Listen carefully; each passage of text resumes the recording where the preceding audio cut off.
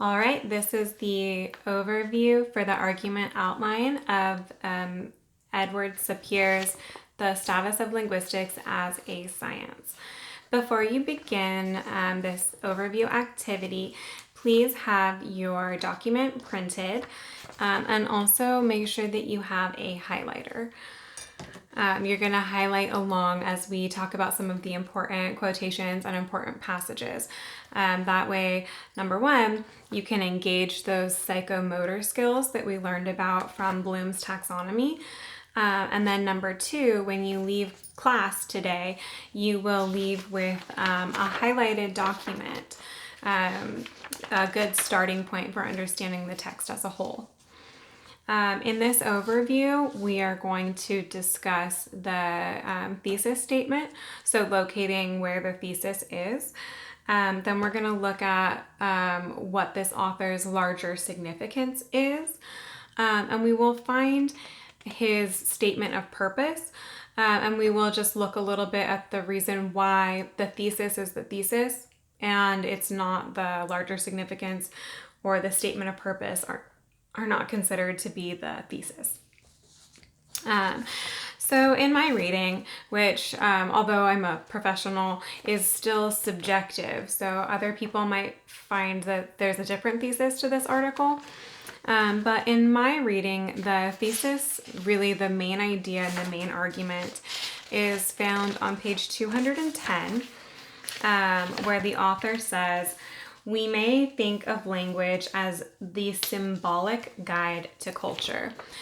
So to find that quotation, to highlight on your own copy, turn to page 210 and then look at the middle paragraph. About halfway through, you will see an italic phrase that says the symbolic guide to culture. So go ahead and highlight that phrase. We may think of language as the symbolic guide to culture. That is the thesis statement. It's his overall argument. Throughout the article, all of the examples that the author provides and discusses support that main idea that the methods that linguists use for understanding language are the same methods that any humanities or culture-focused discipline can use to understand the discipline that studies human culture. So also that applying the methods of language study will help provide multiple perspectives on the culture that you're studying. So we may think of language as a symbolic guide to culture. So there's the thesis statement. And at a different point in the paper, the author offers us his larger significance. And when you first find it, it might at first look like the thesis statement. But it's not, because it's not the main idea. All of the supporting examples and supporting claims don't focus on this larger significance, which is on page 208, so a couple pages back, and it's at the bottom of the top paragraph. The quote is not really organized for flow into my own sentence. So if I was going to embed this quote into my own sentence, I would start where it says "the linguist." And in this quote, it says, "These disciplines can but urge the linguist to concern himself, blah, blah, blah, blah, blah." I would embed it in my own words and say, "The linguist should concern himself in a more vital manner than heretofore with the problem of seeing linguistic history in the larger framework of human behavior, in the individual and in the society." So the author is saying that people who study language should study language in the context of human framework, human behavior. So language is a part of human behavior. And then we can look at human behavior from a individual standpoint and see how individual humans behave, see how individual humans use language, or socially, so from a larger context. This statement sort of looks like the thesis because it comes so close to the start of the article, but it's actually really addressing the who cares or the so what claim that usually will accompany a thesis. Like in our class, we use the 3-part thesis, but not most. I mean, most professional writers don't use that thesis structure, or at least they didn't used to use it. So his thesis, his overall argument, and his larger significance are sort of disconnected. But also, you might consider the context of the publication, which is for a journal called Language. So, of course, the overall significance for this context is going to be language based. So the author sort of advises the readers of the journal that language specialists, who are the people reading the journal, should sort of expand the context of their studies to account for larger cultural and social implications of the history and development of language. So next we can find another statement that sort of looks like it might be the thesis, but really it's a discussion of the purpose of the article. So on the same page, page 208, I almost said scroll, skim to the bottom where this paragraph begins on the bottom of the page. It says, "It is the main purpose of this paper," so highlight that part, "it is the main purpose of this paper." Don't highlight the rest of the sentence because it's just sort of rambling. Instead, flip the page to 209. So I'll read it to you, but don't start highlighting the whole thing. "It is the main purpose of this paper, however, not to insist on what linguistics has already accomplished, but rather," and now start highlighting here where it says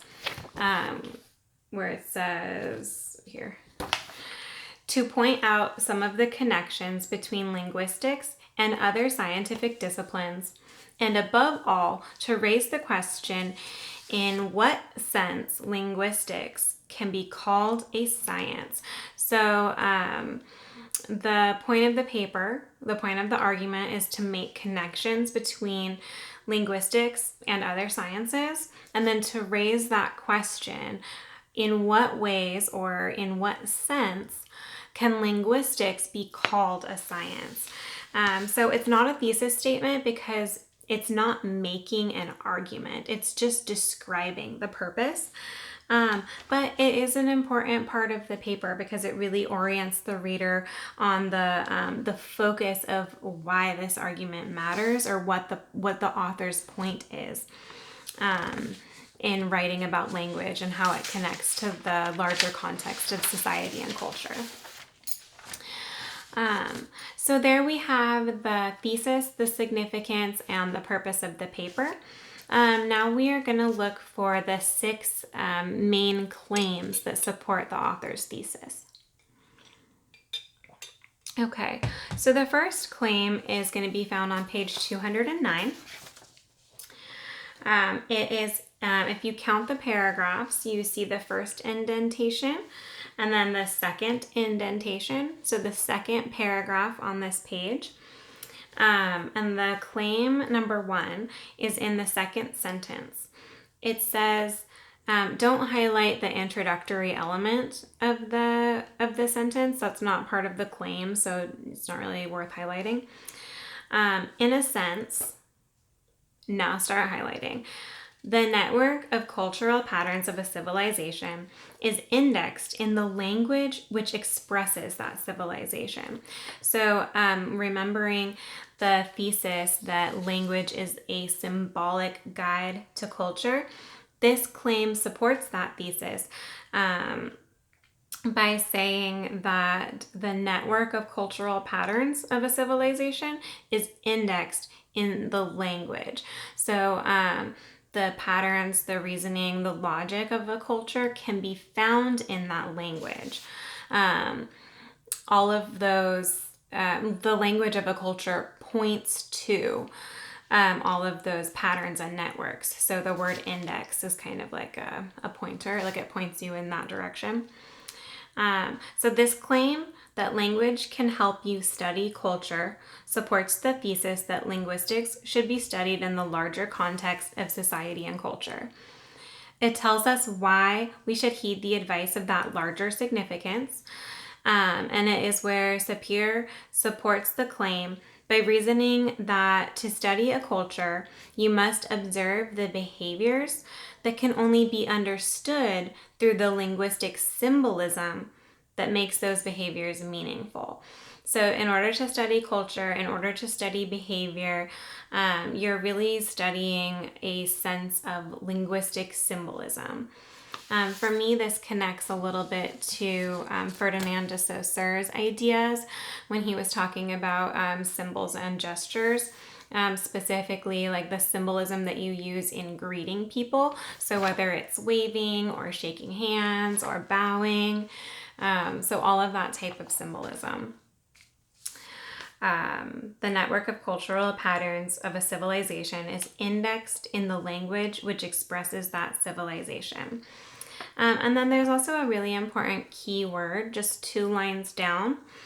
So if you look at the end of where you finished highlighting that quote and you go down 2 lines, there's just this keyword linguistic symbolism. It might be nice to highlight that too, just so it catches your eye when you read it fully. Okay, so next we will find the second supporting claim, which is this claim is going to be a lot like the ones that we've had so far, where if we were writing it in our own words and embedding it in our own sentence, we would use ellipsis because we want to take the first part of the sentence and the last part of the sentence to really understand the claim. So we're only going to try and highlight the parts that help us understand the claim. So we're staying on the same page, page 209. And we're going down past the first paragraph, second paragraph, third paragraph. So it starts by saying language is a guide to social reality, very much like the thesis statement. But this claim begins on this sentence here. I'll read the whole sentence and then I'll indicate what part you should highlight. Though language is not ordinarily thought of as an essential interest to the students of social science, it powerfully conditions all our thinking about social problems and processes.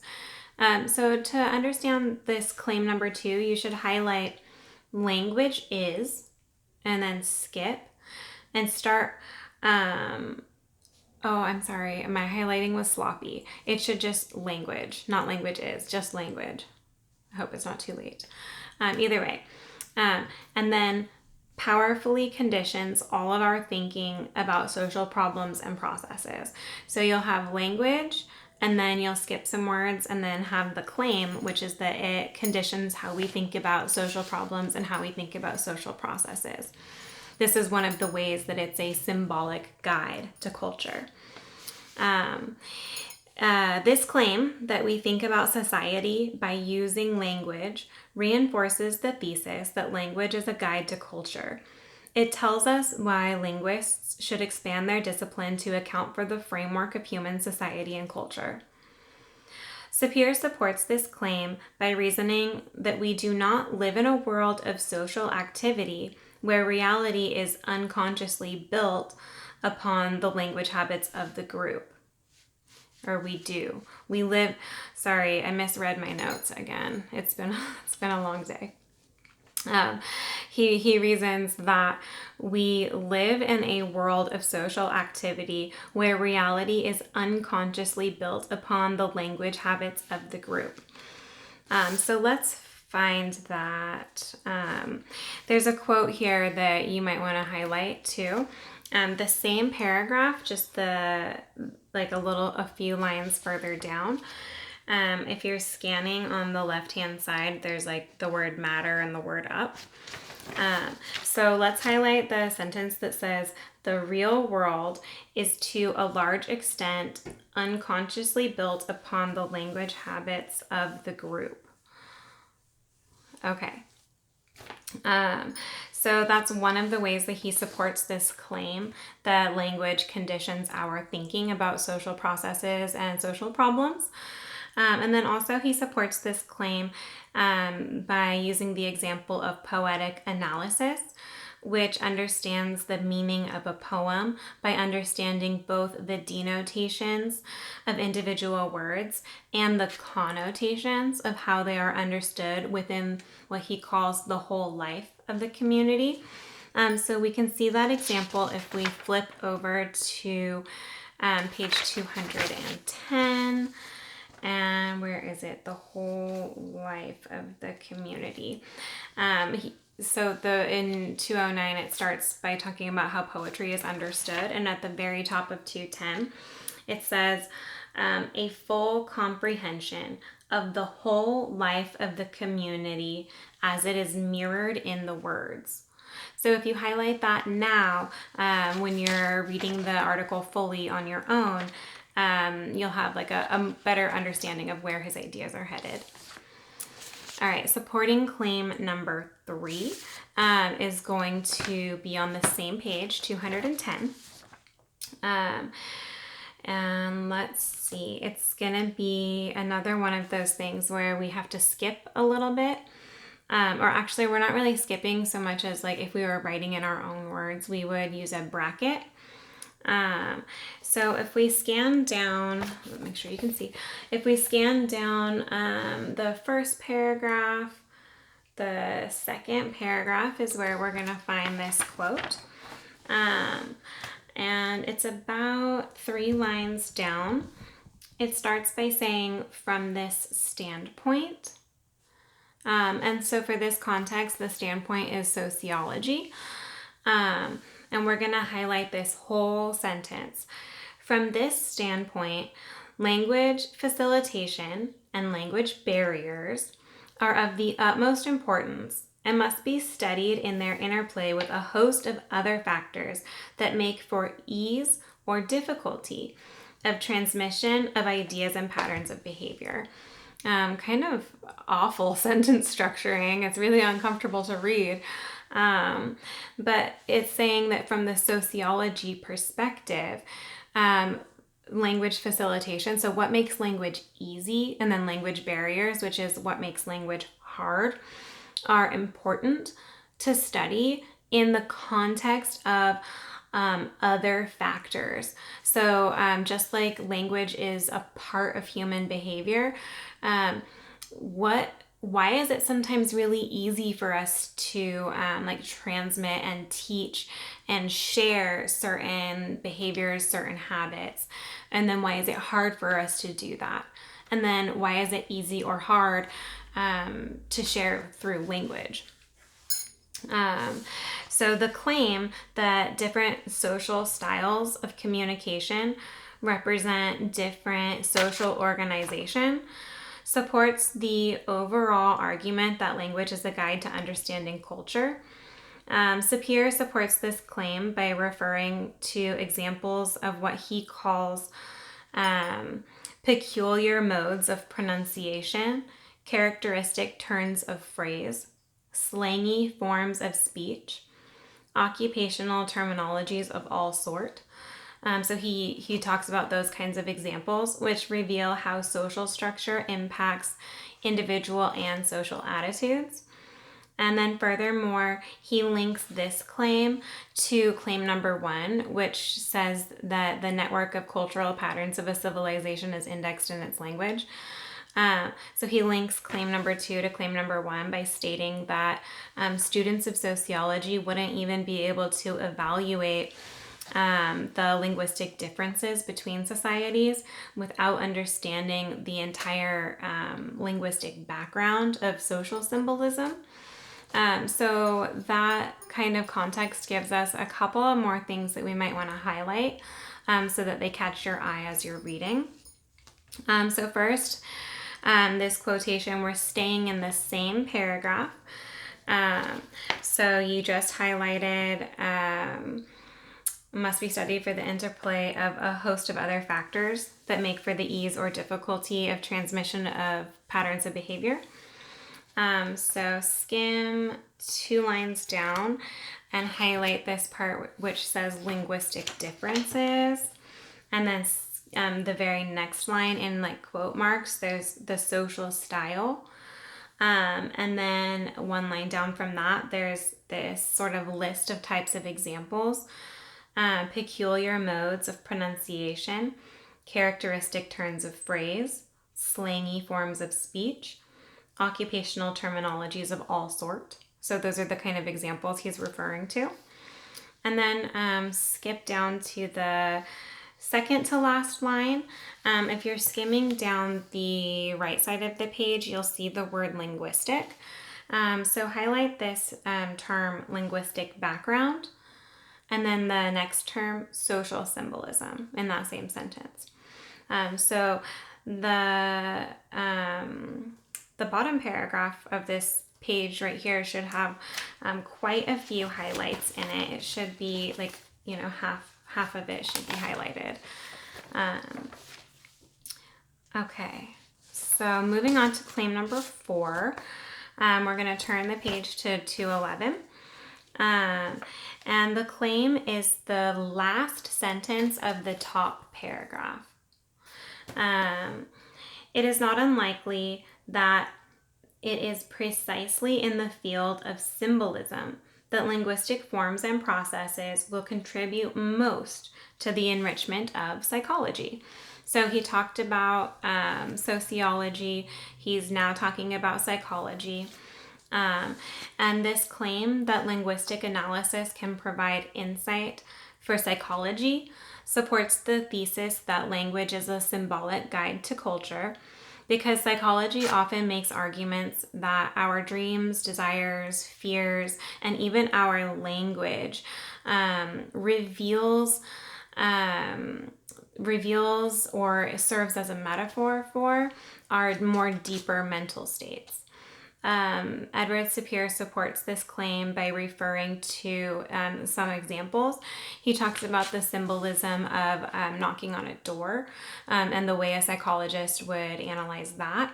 He talks about the symbolism of like miming that you're gonna like punch somebody when you get mad. He talks about the symbolism of the US flag. And he reasons that most of the symbols that we recognize can no longer trace the connection between the modern symbol and the more primitive or original action or thought or feeling that is being symbolized. He also connects this claim to his larger significance, so expanding the field of linguistics. But he directly suggests a project for further study. And we can see that suggestion. So this is where he's linking to the thesis on page 212. It is, so we have this top bit of paragraph and then the second paragraph about halfway down, right here. It says that linguistics may thus hope to become something of a guide to understanding the psychological geography of the culture at large. So he's sort of saying that that's one of the aims that linguistics can pursue, to sort of infiltrate other disciplines and sort of link to other forms of sciences. A guide to the psychological geography of the culture at large. Okay. Moving on to supporting claim number 5. Here's another advice opinion. So it's on the bottom paragraph, and it's not the last sentence, but it's the sentence 1 from the last. It says, linguists should be in an excellent position to assist in the process of making clear to ourselves, and ourselves not just being linguists, but being all members of culture, making clear to ourselves the implications of our terms and linguistic procedures. So digging into the underlying assumptions or the extended consequences of the types of language that we use. That could be one job of the linguist, and this is connecting to the field of philosophy. So this claim that critical thinking about language use can help philosophers to, first of all, protect himself against his own language habits. And you can highlight that part too. It's just 3 lines up. It says the philosopher needs to understand language if only 2. You could just highlight protect himself against his own language habits. So this claim that critical thinking about language can help a philosopher to protect himself against his own language habits by exploring and clarifying the connotative implications of language use supports the thesis that language is a guide to culture. But the connection really relies on the reader accepting one of the earlier statements from this argument. So if we look up, actually it's back on page 210, many cultural objects. So here's a claim that he makes earlier that sort of hints at this idea that you can understand the deeper implications of language, terminology, and to understand like the connotations of language. On the second paragraph, right about in the middle, the sentence begins with many. Many cultural objects and ideas have been diffused in connection with their terminology, so that a study of the distribution of culturally significant terms throws unexpected light on the history of inventions and ideas. So pretty much just if you can study the names that are given to things, or if you can study the words that are used to define things, you can better understand the whole history of the ideas and behaviors and practices that led up to their existence. So his claim that linguists can help assist in the process of making clear to ourselves the implications of our terms and linguistic processes.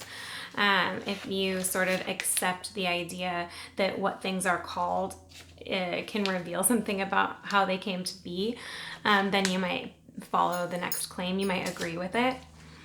And then our last claim, claim number 6. Let's turn to page 213. So claim number 6 is towards the end of the bottom paragraph of 213. For mine, I just put like a box around it because I didn't want to highlight all those words.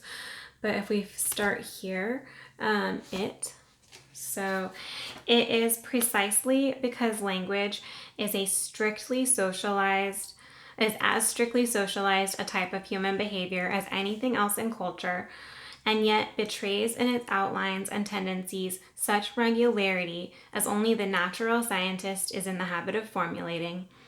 Linguistics is of strategic importance for the methodology of social science. So since language is shared across our entire society and organized strictly by rules of grammar, then people who study the natural sciences can really benefit from the methods of analysis that are used for studying language and language habits, is what the author is saying. Let's see what my notes say. The claim that language is important to natural sciences is because it can be understood as a cultural construct that can be systematically analyzed using reproducible methods, and the claim supports the thesis that language is a guide to culture. Sapir supports this claim by refuting the idea that language is a biological or psychological function. So he's saying you're not just born with it. You can't, there's nothing really in your psychology that is causing you to have language. Instead, it's a learned behavior that is, shared across the culture. And then in the last sentence, he connects this claim and his thesis back to the larger significance. So let's take a look at the last sentence of the essay, and then I'll have one more quote after this, and then you can share your questions and comments. So the last sentence of the essay: whether they like it or not, they must become increasingly concerned with linguists, whether linguists like it or not. They must become increasingly concerned with the many anthropological, sociological, and psychological problems which invade the field of language. So just that larger significance, that linguists need to study the whole range of human culture and the way language influences it. And then there's one last quotation that I want to point out that will help us transition from the overview on this text to the overview on our next one, the Worf's text. So return to page 210. By this point, your page is probably looking very yellow. A lot of highlighting on 210. It was an important page. The last sentence of the top paragraph is a really great transition from this essay and then the ideas that we'll see in the next one. And so it says, we see and hear and otherwise experience very largely as we do, because the language habits of our community predispose certain choices of interpretation. So this, while it's not the thesis of this essay, this argument here, this is more or less can be considered the thesis of linguistic determinism as a whole. So the idea that our perception is determined by our community's influence.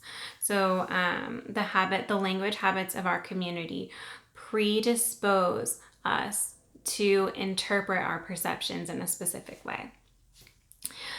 So with that, maybe take a break, jiggle your head around a little bit, but let's get ready to overview Benjamin Worf's argument, which is not as straightforward as this one. It's much messier. It's this one really does unfold in a somewhat linear way. Even though when we were highlighting our quotes for the claims, we were flipping back and forth between pages. Overall, this argument unfolds in a really linear way. So please, if you have questions or comments, share them in the replies below, and I will respond to you.